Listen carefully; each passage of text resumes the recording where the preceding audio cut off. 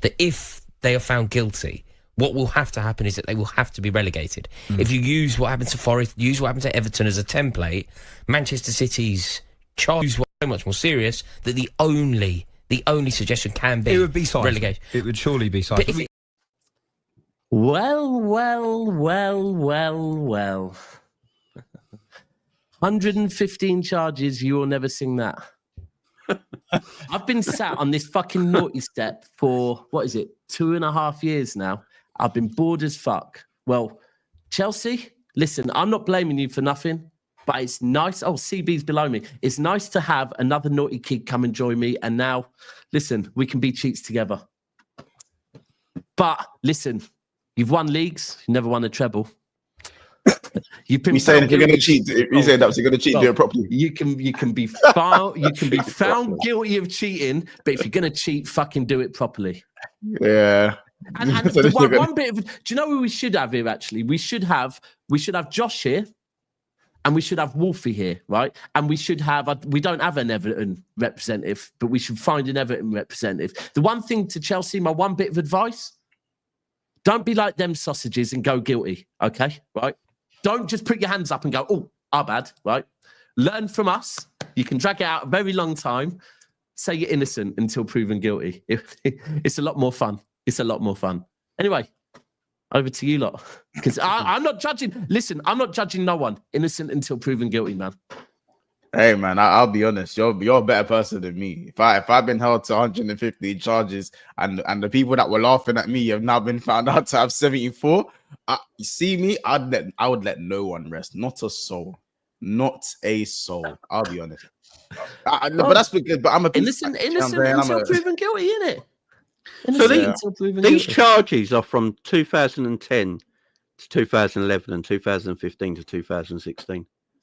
They go back some. So it's under Roman, isn't it? It's under Roman, yeah. What? Roman's got bodies in his cupboard? No. Apparently so. Apparently so, yeah. No, Who'd have thought? You know? Right, next, you're going to tell me that Mr. Marinakos is a fucking Greek gangster. Yeah, I know. It's just crazy, isn't it? It's crazy. So let's actually read the Sam C breaking news. So breaking. Chelsea FC have been charged with 74 breaches of FA relegations, including FA Football Agents Regulations, in brackets regulations J1 and C2. I'm gonna act like I know what those are. And FA regulations on working with intermediaries, regulations A2 and A3. And might I say, the FA third-party investment in players regulations A1 and B3. The charges cover misconduct that allegedly took place between 2009 and 2022, mainly between 2010/11, as Jamie said, and season 15-16. I wonder what happened in season 15-16. Oh, hold on. Do you know what? Actually, let me just. Sorry, can I just? if you're being shameless, I don't know if you are or not. Yeah, but. Let me finish. It's nearly done. I'm nearly finished the tweet. Chelsea have until the 19th of September 2025. Oh, they have 8 days to respond to the charges. Chelsea, no daps, as you were. So I messaged. Cass and I this morning we were having a conversation about what the show should be about, and obviously came up with a few things. And then all of a sudden that came out. So I sent him that through and said, "Breaking news." He said, "Oh shit!" And listen to what Cass said. I'll be collecting some Premier Leagues then. For God's I'll be collecting some Premier Leagues. Cass is trying to think. Hold on. You know that little period where Fergie didn't win the league for 3 seasons in a row? Wasn't it around that period? I think so. Apparently, the BBC are reporting that from October 2023, transfers including Eto'o and Willian were part of the Premier League's investigation into potential financial rule breaches by Chelsea. Hazard as well. I was seeing both players moved from the club. when Roman was in charge from I can't remember what the Russian club was called. Is it ANGE or something like that in 2013? So apparently it goes from there as well. Apparently, the Todd Bowley Clear Lake Consortium self-reported the issues when they completed their takeover. So I think it's only going to be like a sport. There's going to be no sporting sanction, man. It's going to be a fine. Joe, was that Joe, was that the fine? Was that the fine they paid? 8.6 million back. Yeah, that was for the Roman Abramovich's personal assistant, that Marina Granovskaya or something. Is that the one Todd Bowley that said they found at the club? Forward? Yeah. So she was getting paid for her services in flats in Chelsea or whatever. Like she was getting apartments paid and all these and the things were going on. I was going to say on Viva. Was she the 41-year-old? Was she the 41-year-old you're talking about? No, but it says Chelsea are pleased to confirm that its engagement with the FA concerning matters that were self-reported. So basically, they've grassed themselves up, which will go well for them. They'll get a little fine, and that'll be it, won't it? To move on. Another loophole. It's all right. It's all right doing it as long as you grass yourself up. Yeah. Tweet. I noted. I noted. I'll do it. I noted. Okay. Cool. Well, Thing is, though, it is a twist. I was saying this to you guys backstage. Like, if you're Todd Bowley and you're gonna lean into the narrative, like, we're the new owners, right? I think the example I said was you buy a house and then the police knock on your door and there's a body buried in the back garden. It doesn't mean you should go to prison for murder because the previous guy did it. No. But at the same time, if you're the beneficiary of the fallout from those endeavours, and let's be honest, right? Chelsea still have a wonderful draw to sign some of the best players in the game, in no small part because of their relatively recent successes. I think they won them. I think Manchester City and Chelsea won something like 75% of all of the trophies you could win in the last 15 years or something, right? So if a lot of that is down to two teams allegedly cheating, then even if it was different incarnations of different ownerships, the fact is that those clubs are still benefiting today from the endeavours back then, right? Not today. It's not about me today, Bob. Not about you. Just bringing it, but we'll keep it Chelsea. We'll keep it Chelsea just for today. So you have to slap them somehow, but money doesn't seem to be a deterrent, does it? Like, how much did they get fined for the UEFA breaches? Like they got whatever it was. I think 8.6 million. Yeah, 8 million recently, and then if they carry on breaching up to 60 million or something, but they're going to make 100 million every time they get to qualify for the tournament. Don't matter, does it? It's ridiculous. Matter. It's like you're stealing a Bentley across the street, and if you don't get caught, you get to keep the Bentley. If you do get caught, you have to pay a fine, but you still get to keep the Bentley. Well, it doesn't make any sense to me. You shouldn't be able to pay. It's a bit like I've always said, if I was homeless, I'd attempt to rob a bank because I'm either rich or I'm getting a roof over my head very quickly, right?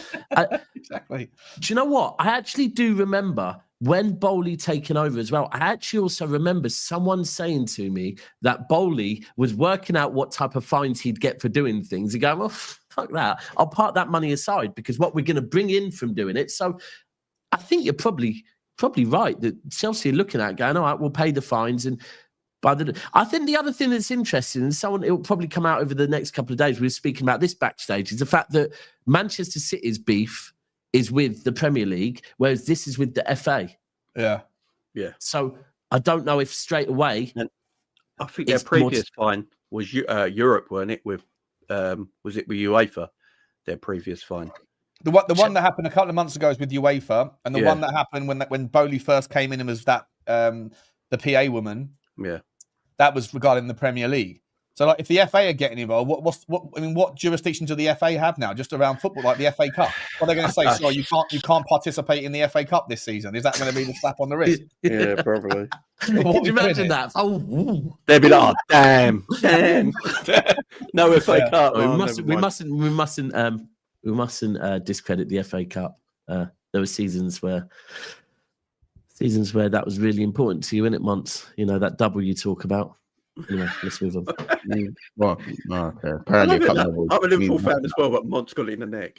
What? I don't get it. Listen, for me, I'm here with Chelsea. I'm here with Chelsea. This red cartel, it exists, and the only way to beat the red cartel, who opened the doors to Tottenham, bizarrely. So the red cartel in Tottenham, the only way to beat them is by cheating. So I get it. Blues Brothers for life. Wait. What's the red cartel in Tottenham? What does that mean? Well, the red cartel is Liverpool, Arsenal, Man United, the ownership, and how basically they had a bit of a monopoly on the Premier League. And how Tottenham stuck in there? Just because I want to be fair, bro. Just because. Hey, we are like the unvaccinated from COVID. We are pure. We are organic. We go about our stuff in a way that if we ever get success, if we get sustainable success doing it the right way, everybody should get down on their knees and say, that is how to run a football club. No cheating, no injections of massive capital, no dirty money from all these other. It's just pure, organic, unvaccinated blood running a football club. And that's exactly how I think Tottenham should stay. But ooh, you're hard showing off. Go away. Go away. It's all I've got, mate. It's all I've got. Well, yeah. Right but I guess we're gonna know we probably will know. The good thing with this is we will know in probably 7 days if Chelsea go guilty or not, right? Because if Chelsea go guilty, then it probably is what we've been saying. If they don't go guilty and they fight it, then it becomes a bit more of a thing, maybe. They seem to accept it all the time, though, don't they? So it wouldn't shock me if they accept it and pay whatever the fine's going to be. Well, did you say what are the FA going to do? They grassed themselves up, right? So they can't. They're not guilty. Yeah, that didn't happen. So we're all expecting that they are going to. If what we're hearing that they did grass themselves up, then they will go guilty in the next couple of days, and then it will just be a case of okay, so what's the punishment? Yeah. I mean, if they don't, then we know that it isn't a case of what we think it is. I think it's a fine. What are they going to make them do? What are the FA going to make them do? Start the FA Cup from round 1. Yeah. We can have some fun with this. They have to play isn't there? No, next season their FA Cup starts in like July when they're playing Boreham Wood. I mean, we've already seen this season someone starting round 2 and they didn't go too well. So I mean, that's not the FA, but I hear it. I do. I mean, it wasn't the FA, but you get it. It was. Hold on, actually, Chelsea. Hold on, Chelsea might be good at it because last season didn't Chelsea have to start the Europa League conference from round 1? I don't know if it was round 1, but they started it pretty early. And listen, they won it. So listen, who says no to Chelsea starting the FA Cup from? No, man. I think Chelsea round 1 in the conference is probably based on Mars or something, bro. Hold on one sec. I couldn't even tell you. Month there's a Chelsea club statement. Let me find it. Oh, Chelsea club statement. Go on, Chelsea. Let me fight back, man. Fight back. All right. So here we go. So club statement.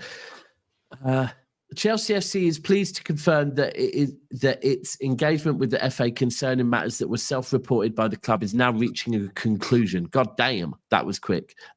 Fucking hell, I wish my club moved this quickly. The club's ownership group completed its purchase on the club on the 30th of May 2022 during a thorough due diligence process prior to completion of the purchase. The ownership group became aware of potential incomplete financial reporting concerning historical transactions and other potential breaches of FA rules. Immediately upon the completion of the purchase, the club self-reported these matters to all relevant regulators, including the FA. The club has demonstrated unprecedented transparency during this process, including by giving comprehensive access to the club's files and historical data. We will continue working collaboratively with the FA to conclude this matter as swiftly as possible. We wish to place on record our gratitude to the FA for their engagement with the club on this. Fuck me, they're sucking the FA off. Yes, they are singing like on a singing like a canary. Whoa! Hell, bro, that was mad, bro. That was mad. Bro, they're wishing man thanks. They're thanking the FA. That is mental. More sincerely, Chelsea. Is that what they say? That's just crazy. So basically what Chelsea are, they went, look, we got so much liquid cash, just tell us the fine, we pay it, we move on. That's basically what it is. I hear it. We want a clean slate. I do hear what you're saying. I mean, listen. That's what they do, man. I can't knock it. Maybe you can't. You have to sort of like admire it in a way, don't you? You sort of do. Bro, I, as a City fan, I can't lie. For years, I've admired how Chelsea fans spend the money and are shameless about it, right? Because every time we spend money, I come out going, no, but we can do that because we won this and we did this. Whereas Chelsea are just out here going, oh, I don't give a fuck why we spent the money. So I have always admired the ballsiness of Chelsea, but even now, like I said, they've just come out and said, mad, absolutely insane. Has anyone seen? I don't know if anyone remembers Transformers 1, where the guy's in the interrogation room. Yeah. Jamie, you might know what scene I'm talking about. They have to plate a donut. Nah, hold on, what's this? Transformers 1 interrogation scene. That's hilarious with the donut. Oh, it's literally entitled that as well. It's entitled that on YouTube as well. And Anthony Anderson, if you not have seen that scene, that is exactly what. Yeah, Reaper knows that scene is what it is, man. Scene that I just pictured. Hold on, I'm watching it right now. Yeah, all the donuts. Like, they touched the guilt. He's like, they touched the guilt. I ate the whole plate. You want to eat the whole plate? Anthony Anderson, he eats the whole plate. He's like, yeah, I'm guilty, so I'm eating the whole thing. He's like, the donuts, they touched your guilt. And he eats the whole plate. You know what I'm saying? He's like, don't talk to me. Don't talk to me, criminal. Nah. You see that? The Roman got, when I say not even thrown under the bus, the way Roman got dashed under the bus is mad, you know. Like, I'm watching it now. You'll see it now. Obviously we can't play it in it, but yeah, nah, man, they can't dash Roman under the bus like that. I thought Roman was like, bro. He said she did it before the files have even touched the desk. Throws us up. She did it. Yeah. She did it. She did it. She did it. She's the one you want. That's another man. I'm still a virgin. He is the funniest guy ever, bro. No, Anthony Anderson's too funny, man. No, that I'll tell you guys right now. Chelsea, well played. I think I can't lie. I think from seeing that statement, I don't think any of us probably expect Chelsea to get much more than a slap on the wrist, do we? These man said, I'm not on that gang life. I'm a civilian, so it ain't snitching. That's what they said. I'm a civilian. We don't go by the street code that you guys go. That was something happened. Yeah. I'm calling the police. Yeah. I'm calling the police because that's what they're for. It's like going to court and not needing a lawyer, ain't it? It's like, yeah, I did it, man. Don't worry about it. And then getting a slap on the wrist. They said, listen, you're looking at life. You're looking at life. He did it. They've walked into court with what they said about the FA. They've walked into court and complimented the judge. Literally, they've walked in. Can I say, Mrs. Judge, what aftershave is that you're wearing? It smells absolutely gorgeous, that, mate. And can I say that wig looks beautiful on your head? It's on point. Bro, I can just think of so many interrogation scenes. You're sitting there in front of you just put some McDonald's there. Also, bring him a little drink as well. Just trying to you got to admire him. You have to admire him, man. Yeah, these Roman actually, he gave them everything, and then they just dashed him under the bus at the first hurdle. Yeah, they have gone. Thanks for all of that. Yeah, Chelsea 6-9. I mean, yeah, this is crazy. It is what it is, man. What he says?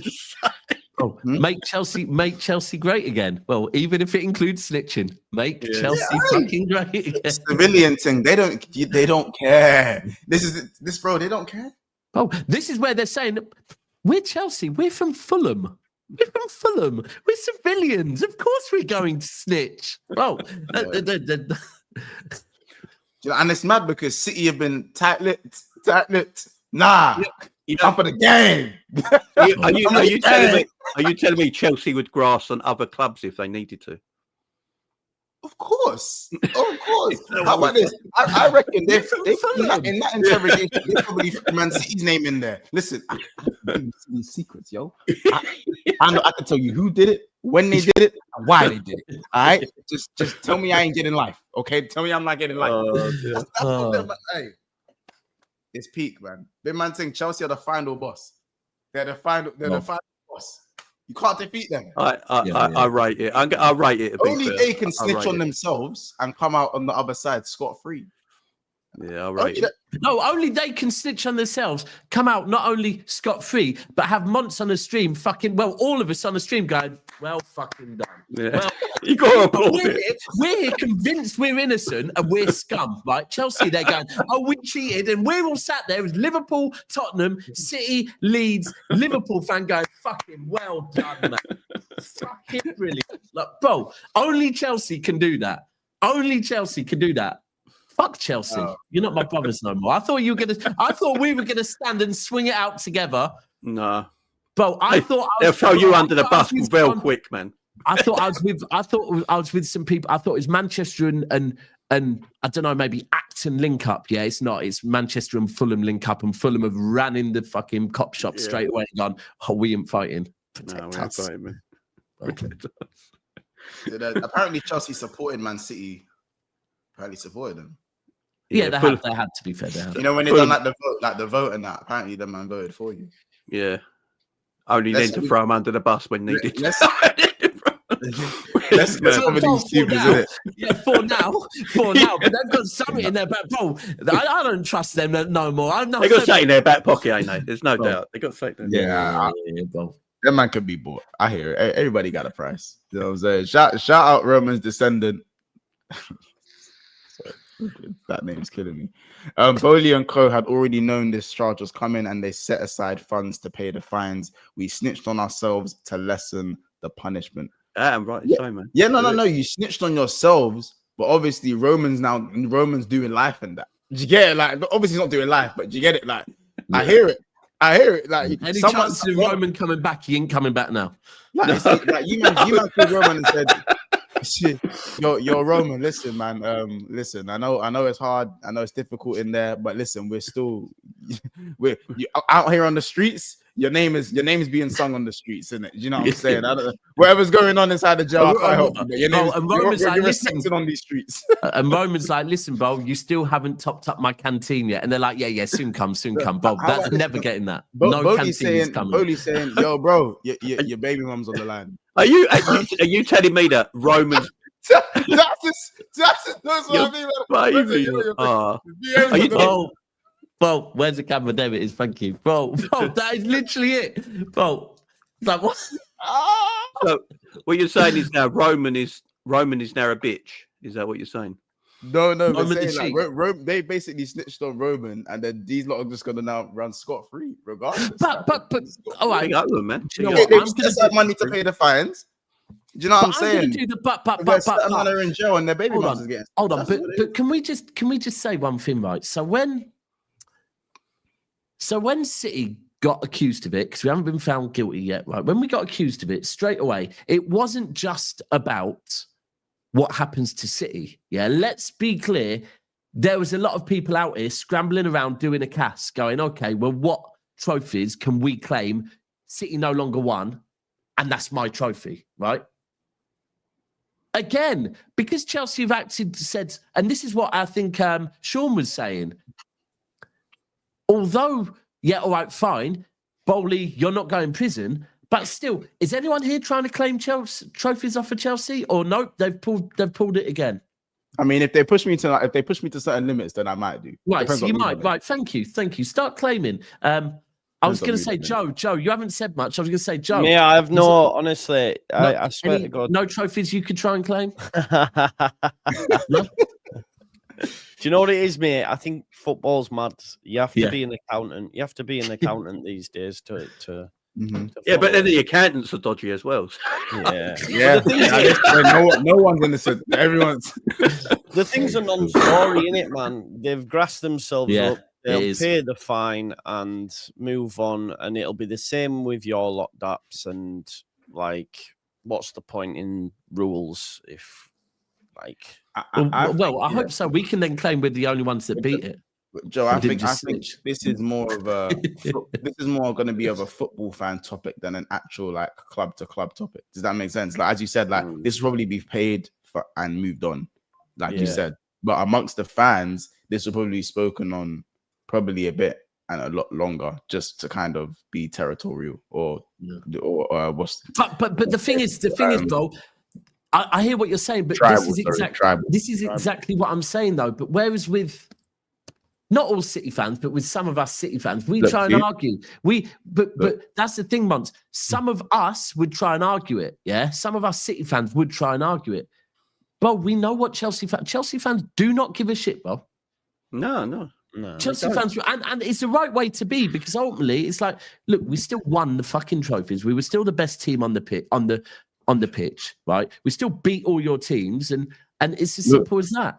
Look at this. Man, I want their chains back.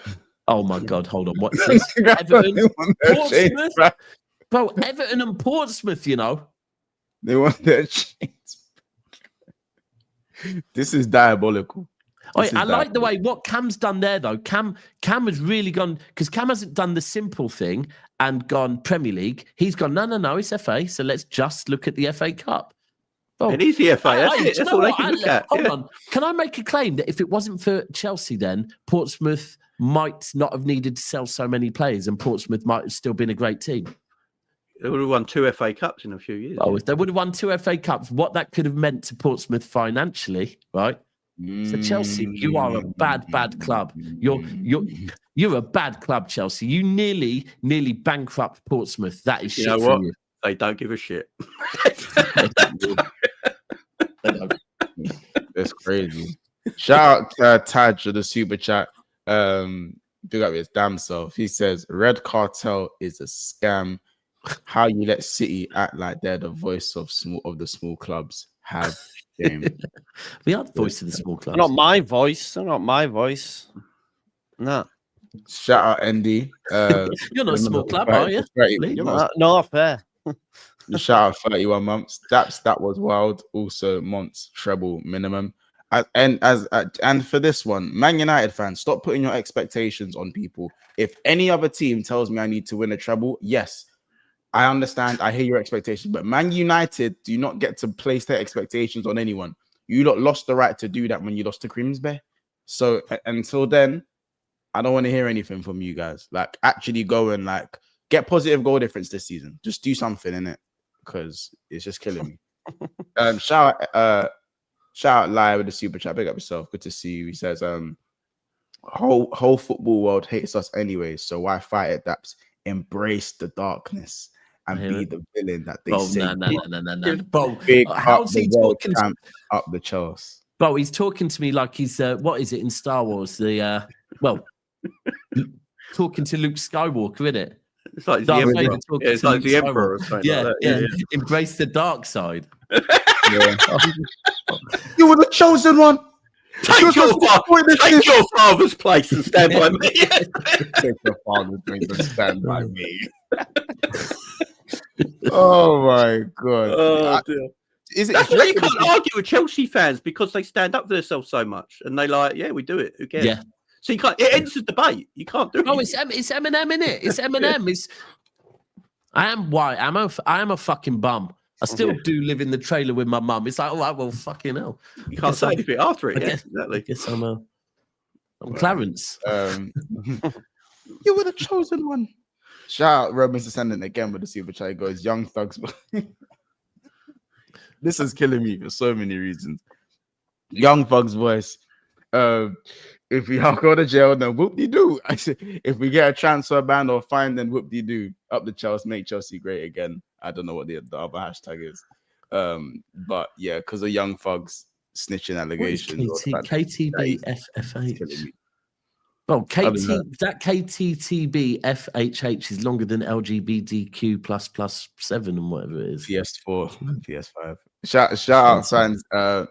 Dan D's over the super chat. He says, only us, in brackets, United and Liverpool, have built our empires from nothing. And if you think you built your empire from nothing, then fucking hell, go and do some research, man. Hey, man. Hey, listen. And it's mad. Look, like I said before. Hey, man. Don't be calling us out. Months, I'm just saying, it's one of them ones like yesterday where I said, no matter how many injuries Manchester City have, yeah, we should be talking about it because we've spent enough money. The same way that if you think, that any of these big Premier League clubs, right, have built the club from nothing, like you're smoking. What do you mean? Come on. My lawyer told me not to engage in no one built their club from nothing. There's been investment along the way by every single club. Jamie, I don't know if you've been told the same, but my lawyer told me not to engage in these conversations. Yeah, I'm not allowed to talk about it. I'm not allowed to. Yeah, my lawyer told me to listen whenever it's the man speaks. It's difficult. Yeah. Until our day comes, I've been told until our day, right? That was good. Dear. But yeah, I mean, listen, Chelsea. They've just Chelsea, innit? Chelsea, man. I don't really have anything much else to say. Do any of you guys have anything else to say on the matter? No. Let's move on to football talk. Yeah. And the mad thing is, I did say backstage we've got a mature panel, so let's move on to some mature chat now. I said, we went down the immature chat right away, didn't we? That's why I went off camera for a little while. I was like, I don't know what these guys are talking about. I'm gonna have to step away from this one. They touched the guilt. Lost me as well, man. They lost me. Sorry, last thing. Sorry. Chelsea, we love the Chelsea. We love the Chelsea. We love. That'll do. Thank you. We can move on now. No. The last bit's the best bit. The last bit's the dance. That's right. That back, man. The end of that video is the best. One more time.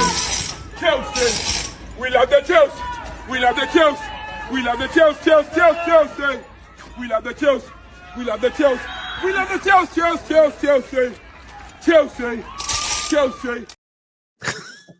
I don't know where the kick comes. Like it's a nice side kick, to be fair. It's so random. I can't. Anyway, is that guy who? Is that the guy who's walking down the street when he goes, "Oh, fuck Chelsea," and he goes, "Fuck Chelsea"? No. Do you ever watch Never a Foul on a Saturday night? Nah. All right. So if you do, you'll see him on the channel. Does he come on the channel? Yeah. He's called Jimmy. Oh, you're winding me up, right? Okay. Jimmy. Man. Listen, though, Big Ange versus the Arsenal. And of course, Isak could be making his debut for Liverpool, and of course, the Manchester derby. We've got a few things to go through. I mean, Ange, back at the M. What are we saying, guys? Is this a story to be written, or is it just going to be a normal day at the office for Arsenal? I don't know. I mean, Sean might be best on the Big Ange stuff, being the former. How we do it, not in Forest. Sean is going to get absolutely torn to shreds. Throughout this season, if he continues to play his style of football.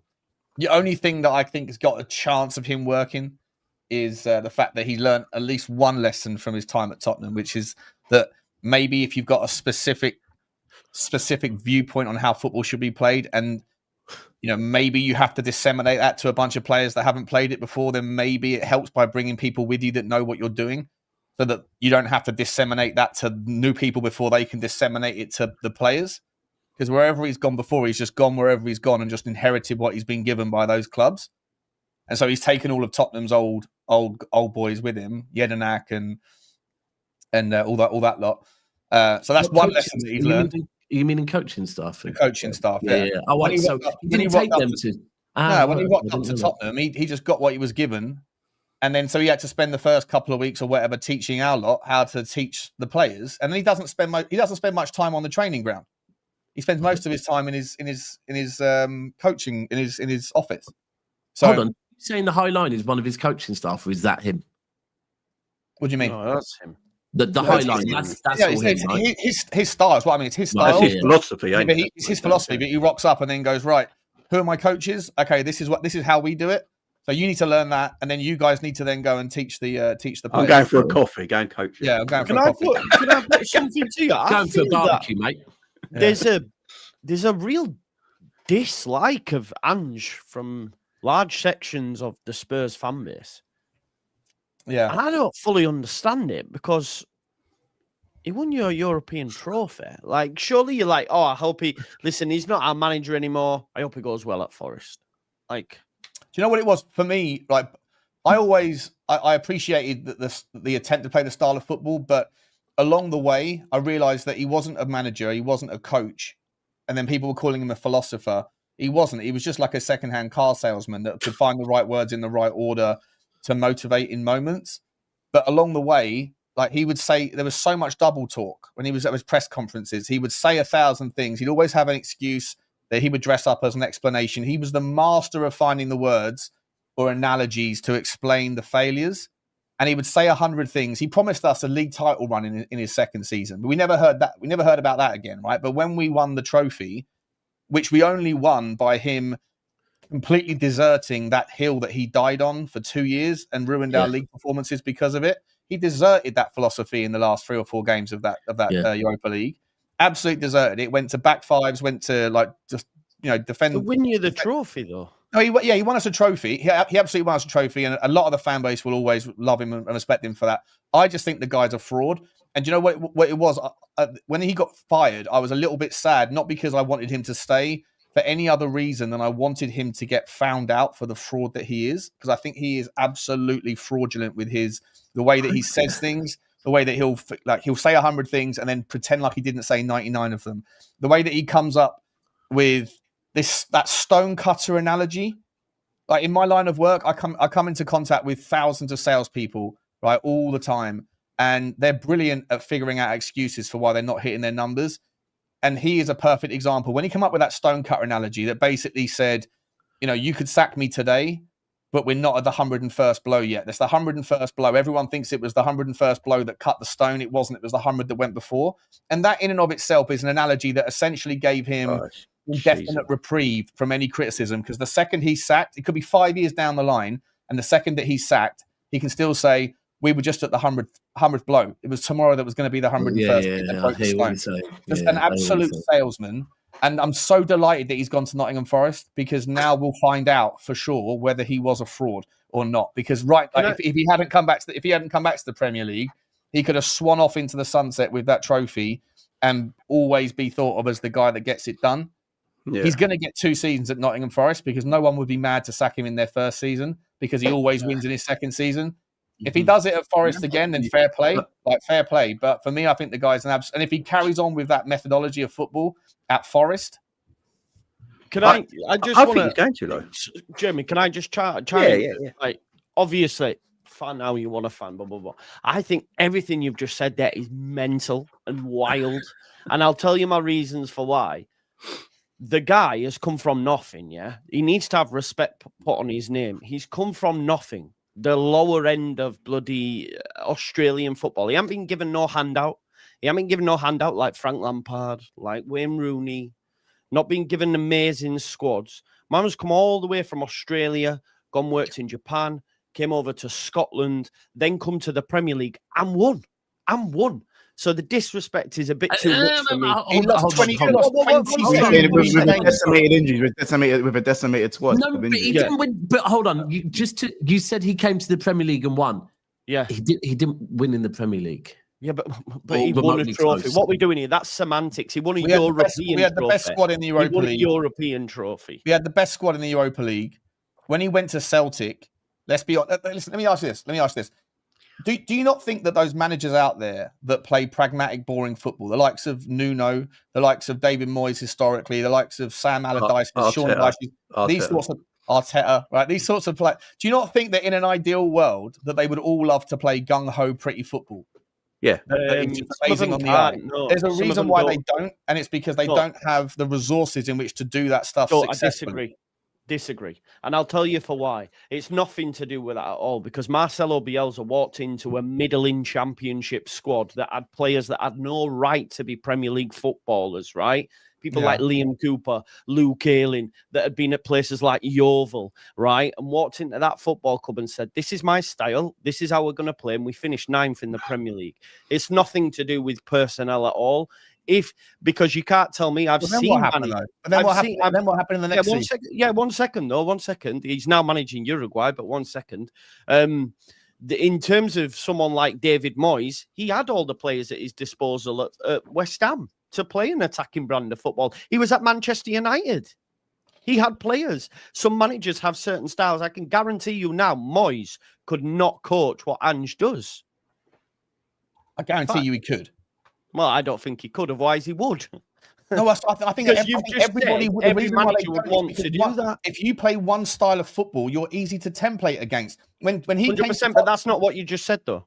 That's not what you just said. It was the extension of it. There's a reason why people don't play his style of football is because they don't have the resources to, and it's a results business. And eventually, his style of football that is pretty or tries to be pretty, but eventually, if it's templatable by teams that have got the resources to figure out how do you play against this team. With Tottenham, it was so easy. When he said it's who we are, mate. It's who we are, mate. Those first 10 games when we were top of the league in his first season, no one knew who we were then. And he had the early advantage of the ignorance of everybody else. As soon as it was figured out, we then went on a ridiculous run over the second half of the first season and the entirety of the second season that put us 22 league defeats in the second season. No other team in the Premier League history has lost 22 times and stayed up, apart from Tottenham Hotspur. So when it was who we were, everyone figured us out. And at the end, when we won the trophy, it wasn't who we were anymore. Suddenly he cared more about getting his ego right and making sure he lifted the trophy. So he gave up everything that his principles were based on at the end because he wanted that trophy to make sure that he had something to sail off into the sunset with, which is why I think he's a fraud, because we didn't have to die on that stupid hill for the previous 2 years playing a system that wasn't going to work, because as soon as it's figured out, it's so easy to play against. And not sorry, Jamie. Sorry, please let me respond. You've just said that a lot. Oh, he did it. You won't be in the Champions League if it worked for that man. What do you mean? Oh, by the way, I don't. The players won that trophy. He didn't win that trophy. Oh man, you see, we can't argue with that. Then you just hate the guy. That's fine. I don't hate him. I just don't. What would I hate him? I don't know the guy personally. I'm sure he's a good guy. I just think the guy's a fraud as a manager at this level. I don't think that you can have one way of playing and not get figured out. Yep. I hear that. Do you think it's one of the reasons Nuno was sacked is because the Forest owner wants to play a more attacking brand of football? Yeah, I was wondering. Nuno was playing, because if that's the case, he's gone for a very attacking-minded coach, obviously. But have Forest got the setup of players at their team right now to play that way? I don't know if it's coincidence. Yeah, I mean, it could be Greek as well, which is to play like his style of football. Have Forest got the players right now to play that style of football? So is it going to be a bit? Milinkovic is going to get found out. Yeah, could it backfire on Forest this season? This change going into this situation, or are they looking at it and thinking, we got Wolfie? We got Wolfie to tell me. I think Wolfie said this before about that's one of the reasons Nuno got fired was because of that. You want to hear from Wolfie?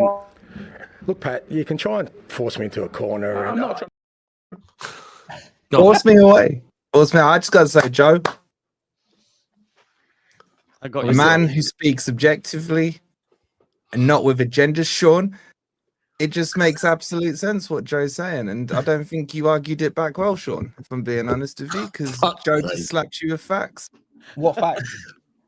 What facts? That you said it was the players that won it and not Ange. You can't even bring yourself to give him even an ounce of credit. Yeah, man. I'll give him the credit for recognizing that his tactics were absolutely insane for 2 years, and if he employs them with your team, you're going to get sucked into. You're not going to finish top half of the table if he plays his style. Where did he finish with you in the first season? Yeah, because he had 10 games of no one knew who we were that gave him the head start. If we hadn't had those first 10, if the second 28 games were replicated, that output was replicated in the first 10 games, we wouldn't have finished anything like that. We would have finished 12th or 13th. It wasn't. Yeah, because no one knew who we were then. Everyone knows who Ange is now. Everybody, if he does the same thing as he did at Tottenham with you guys, everyone will know how to play against you. So, weren't you someone who was ridiculing Ange Postecoglou when he was a Tottenham manager? No, I was ridiculing Spurs. I'm pretty sure you were ridiculing Ange. I've seen the clips on We Are Tottenham TV, my man. So let's not flip flop. So hold on, where's that? Let me go and get them. We Are Tottenham TV. He has his faults. I'm pretty sure he put a video up a couple of days ago that actually brought up Wolfie's previous statements about Ange on it. Yeah, but the problem is, Sean, there is no manager that is perfect. Every manager has his faults, including your most successful manager in the last 40 years. Let's not glaze over that. Well, he is the best and most successful manager you have seen in your lifetime, Sean. Sure. No, he is, yeah. He's not the best manager. He's not the best. He's the most successful. Who's the best manager you've seen?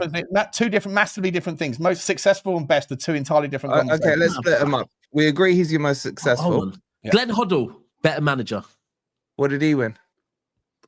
Bro, nothing. We just said, hold on. But you just said to him, better. Hold on. Yeah, you just said better and successful, right? Okay, Glenn so Hoddle, we'll split them up. Hoddle Okay, was a fine. very good coach. We'll split them up. Yeah, but Glenn Hoddle, he played an attacking style. He got found out and he got sacked. This is the problem. Every manager will always get sacked or part ways. There's always going to be an end to the cycle. There's always going to become a staleness with what the manager is doing.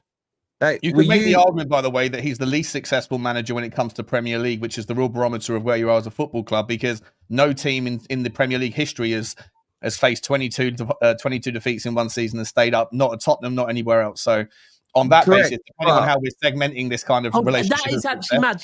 And also, are we really trying to say that Postecoglou is a better manager than Pochettino as well? Of course not. Oh, were you really trying to say that, Wolfie? No. I said if you want to split the two, we can split the two. But at the end of the day, he brought you silverware. Pochettino did not. Yeah. One day Ramos brought us silverware, but you're not going to see me sitting here telling you that he was a fantastic manager. But this is the problem. Spurs fans celebrate losing in a final to Liverpool more than they do celebrate what Postecoglou did for you last year. I'm not celebrating or dismissing anything about the trophy. I'm just telling you what my experience with him as a manager is, and it's incredibly frustrating. You did, because you said it was the players, not him. Yeah, I think the players up their game for the final, 100%. Okay, so could you make the argument that the players down-tooled in the Premier League then? Well, by his own admission, which is funny because he never said it at the time, but this is one of those double speak things that you'll become very familiar with over the coming weeks and months. Don't worry, Wolfie, we'll recycle this conversation as things start to unravel, and you'll see the things that it took me a year and a half to figure out as well. That he says one thing over here, and he says another thing over here. As do all managers. Not to the frequency that he did, mate. He would have you believe that the injuries weren't his fault. He said, I'm being accused that the injuries are my fault from overtraining. Right. And then he said, well, the injuries can't be my fault because we don't train anymore. And then at the same time, he was embarking on a new tactical pivot in the Liverpool Carabao Cup semi-final. We went to Everton away. We did a back three for 45 minutes that got absolutely torn apart. And after that, after that particular disastrous performance, he said something to the tune of, can we stop now talking about different tactics? We tried, we saw it didn't work. Yeah, but he did use different tactics, didn't he? Don't blame me for the injuries because we don't train anymore. So how on God's green earth is he trying tactics if he hasn't been training for them? I think that evidence was apparent on the pitch. At the same time. He is a fraud, Wolfie, and you're going to figure it out very soon, my man. But would you not agree that the evidence of tactical changing was apparent on the pitch because he did go more defensive in the latter stages of the Europa League? I saw. So he has the ability to adapt. He was slow to take it up. Polar opposites: park the bus or gung ho football. No balance, nothing in between. Yeah, but there's still adaptability within that. You can't argue that there wasn't adaptability. He looks at the floor and scuffs his feet when things go wrong, like a 14-year-old boy who's been rejected by his teacher. It's embarrassing. He has no idea how to tactically pivot during the game. He makes substitutions that don't make sense. He'll always find a reason to be angry with the journalist. He'll play the victim mentality. He is... Wolfie, if you're a reasonable Forest fan, I know you're getting behind your boy right now. I'm sure you're getting thousands of new Australian fans subscribing to your channel. It's crazy. Congratulations. I went through that. Congratulations. At some point in the next couple of months, years, whatever, you're going to figure out the things that I'm saying right now are bang on the money. Unless he has learned from his experience at Tottenham. And one sign that might be the case is that he has taken people with him for the first time in a long time. So I agree that's fine, and what you're saying could enact out on the pitch. I'm not disputing that, but I think it's very harsh to judge him before we've heard even a whistle go. I'm not asking you to judge him. I was asked what was my opinion of him, what was my experience of him, and I'm just I'm not saying you didn't. I'm just saying the narrative right now from the Spurs fans is, oh, the hamstrings are going to ping left, right, and center. Technically, they did because Einar, 2 hours after he got appointed, his hamstring went. I don't know if that was subliminal or not, but he was all the way out in Nigeria. No, I can't lie. His hamstring pinged at the thought of the High Line. Yeah, that's what I'm saying, man. He was in Africa, man, and it pinged in Africa. So maybe there is something in that. Well, the only thing I will say I would be even more concerned for Nottingham Forest's plight had your summer window not been shaped by what clearly looks like, in hindsight, a known appointment that was coming months before it was announced. Because a lot of the players that you ended up getting throughout the summer absolutely suits an Ange Postecoglou, at least at the front end of the pitch, more than what he did under Nuno. And that's probably where Nuno got his frustrations from. He probably knew there was smelt a rat there or something. Players like Douglas Luiz that will sit in the six, but be like, he's not a six, but he'll sit in that role because Ange doesn't want the six. All of those sorts of things scream that this was known before it was known. But I still think you're going to coming in an inverted left back. Yeah, exactly. Zinchenko, perfect example, right? But if you're going to expect Milenkovic to sit on the halfway line and get back and help Aino out, then you're going to get absolutely torn to pieces. Like, he's going to have to figure out a way. I don't know if that Cunha guy is from Botafogo. Is he fast? I don't know, but you need a fast centre back. He's not lying. Murillo's quick. He's not Van de Ven quick, but he's quick. So Murillo would be our quickest centre back. I do agree with you, and I think that's what may force him into dropping his line 5 to 10 yards, looking at the players that he has defensively. I don't know, but look, the narrative is going back to, I think, Jamie, you were asking, have we got the squad to play Ange ball? I agree exactly with what Sean says. I think offensively we do, defensively we don't. I'd say Murillo and Zinchenko and maybe Einar would be the only three. I don't think Milenkovic can. I don't think Nico Williams can. It's weird that you're looking at Rico Lewis as well, because Rico Lewis is not great with the high line for City at all. In fact, he's bad. Well, maybe Ange's going to change up his philosophy a little bit. Who knows? Well, he needs to. He needs to. Well, he did his interview yesterday, and he said that it's no secret. I will still like to play attacking football. I like to score goals. But he said, but I've been tagged as this one-dimensional person, which I think is unfair. So the evidence will provide itself on the pitch. Well, I was going to say, do you think? So you got Arsenal at the weekend. Do you think he comes in and right? He's only going to have 3 days with the players, right? So I presume you wouldn't expect to see any sort of Ange set up against Arsenal, or do you think he's going to come in and? I think you will do. I think you see it straight away. Oh, I don't know. I think they'd be a bit more, maybe a bit more attack-minded than they were under Nuno. Listen, if they play the high line, then this is a thing. Arsenal fans who are probably looking at that Forest game thinking, fuck's sake, we're still not going to see Gyökeres with no space. If Ange comes in, right, we could see Gyökeres get a hat-trick this weekend.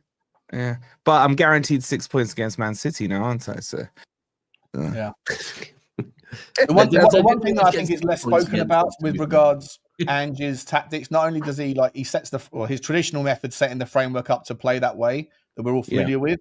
One of the things that I think became more apparent, but wasn't really spoken about that much, but it's certainly apparent to me, was that he had this other part of his system, which was like almost abdicating the responsibility onto the players to figure it out and giving them the permission, the free rein to be able to kind of go, look, if you want to do something a little bit unique and outside the box, like non-customary or unorthodox, then it's up to you to do that. And so you'd see times people like Romero becoming like makeshift centre forwards late in games and random stuff like that.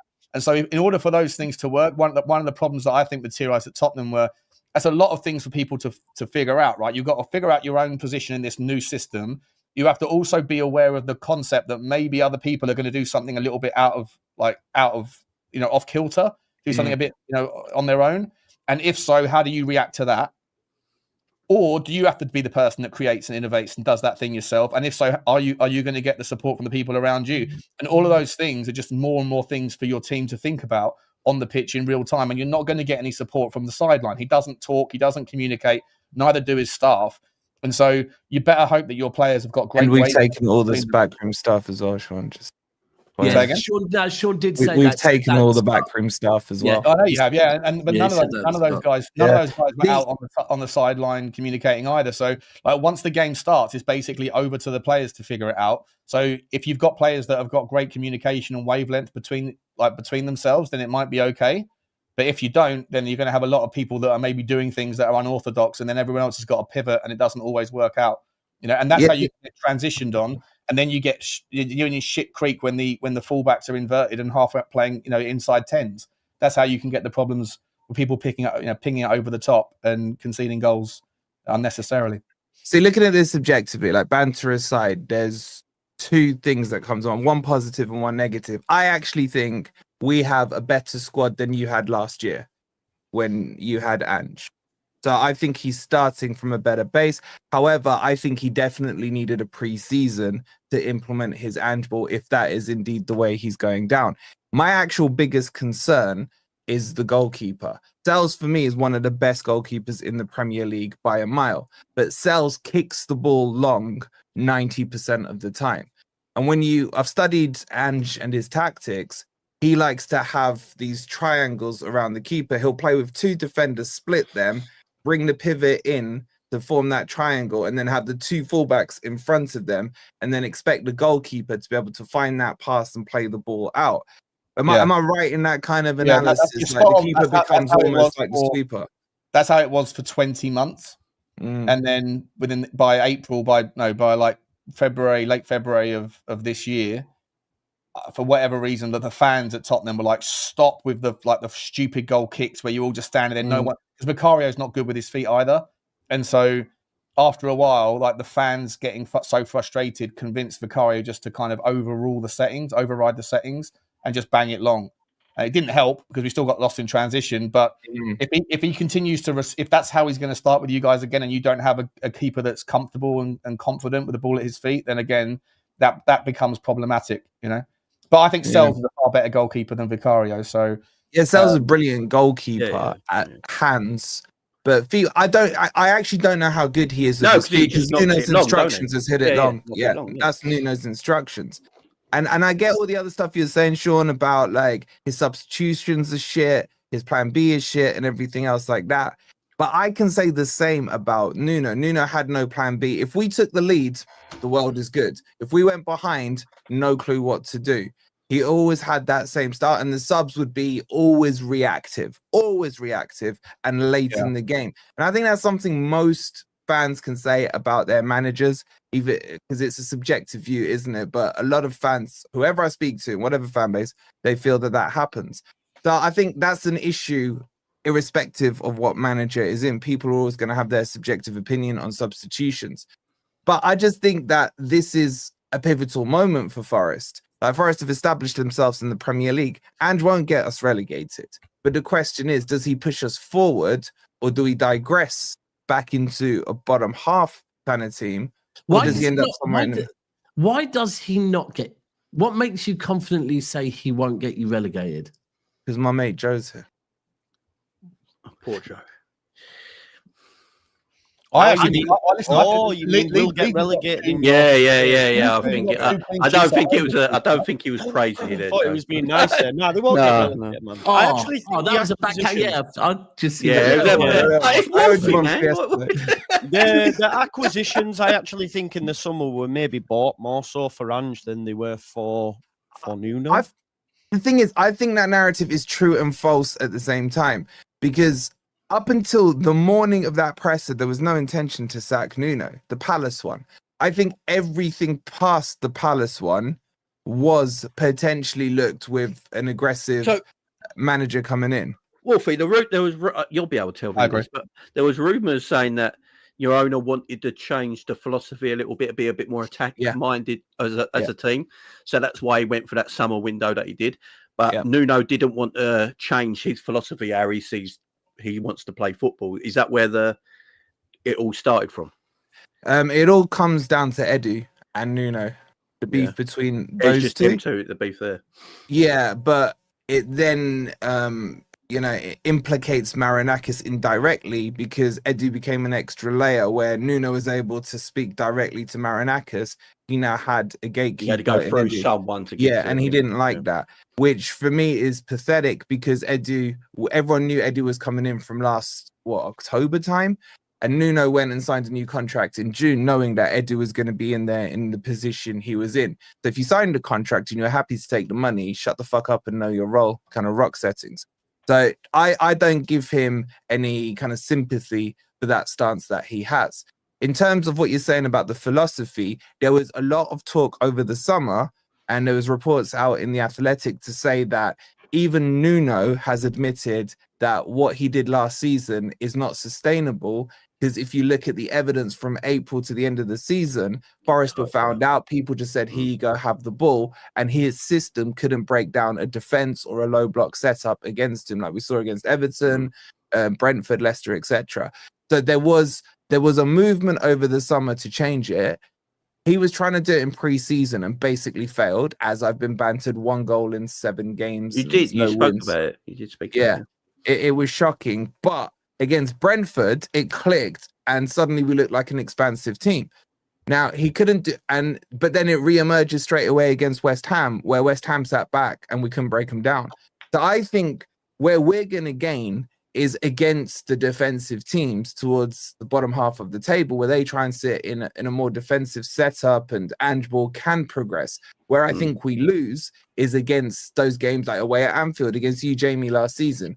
I can't see if he goes ANGE ball at Anfield, we could get a cricket score with it. So I think there's going to be pros and cons to it. But look, he's not my first choice.